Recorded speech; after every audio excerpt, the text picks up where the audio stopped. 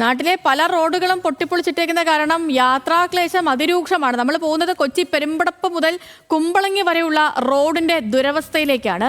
സ്ഥിരം യാത്രക്കാരുടെ നടുവൊടിക്കുന്ന അവസ്ഥയിലാണ് ഇപ്പോൾ പെരുമ്പടപ്പ് റോഡ്. വ്യാപകമായ പരാതികളൊക്കെ ഉയർന്നിട്ടും അധികാരികൾ കണ്ണുപൊത്തി കളിക്കുകയാണെന്നാണ് നാട്ടുകാരുടെ ആക്ഷേപം. പെരുമ്പടപ്പ് കുമ്പളങ്ങി റോഡ് കടക്കാൻ യാത്രക്കാർ പെടാപ്പാട് പെടുകയാണ്. ടാറിട്ട് യാത്രായോഗ്യമാക്കിയ റോഡ് 4 മാസം മുമ്പാണ് ശുദ്ധജല പൈപ്പ് ഇടുന്നതിനായി വാട്ടർ അതോറിറ്റി വെട്ടിപ്പൊളിച്ചത്. ജോലികൾ പൂർത്തിയാകുന്ന മുറയ്ക്ക് കുഴികളടച്ച് റോഡ് പഴയപടിയാക്കാൻ പൊതുമരാമത്ത് വകുപ്പിൽ ജല അതോറിറ്റി പണം കെട്ടിവെക്കുകയും ചെയ്തു. എന്നാൽ ഇതുവരെയും ജോലികൾ ആരംഭിച്ചിട്ടില്ല. അവിടെ നിന്ന് ഇങ്ങോട്ട് കയറി കഴിഞ്ഞിട്ടുണ്ടെങ്കിൽ കുറേ സമയം പിടിച്ചിട്ടാണ് നമുക്ക് അത്യാവശ്യത്തിന് ഒരു സ്ഥലത്തോട്ട് പോകാൻ പറ്റില്ല.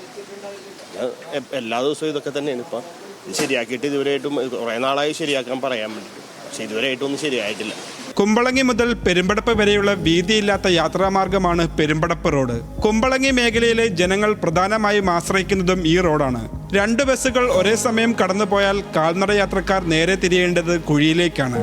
രാവിലെ ഒന്ന് റോഡ് മുറിച്ച് കടക്കണമെങ്കിൽ 1.5 മണിക്കൂറിലധികം സമയം വേണമെന്നാണ് യാത്രക്കാർ പറയുന്നത്.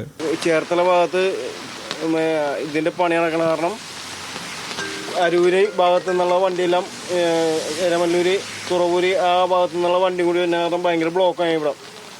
അത് പ്രത്യേകിച്ച് ആ കുമ്പളങ്ങി വഴി ആ ജംഗ്ഷനിലാണ് ഭയങ്കര ബ്ലോക്ക്.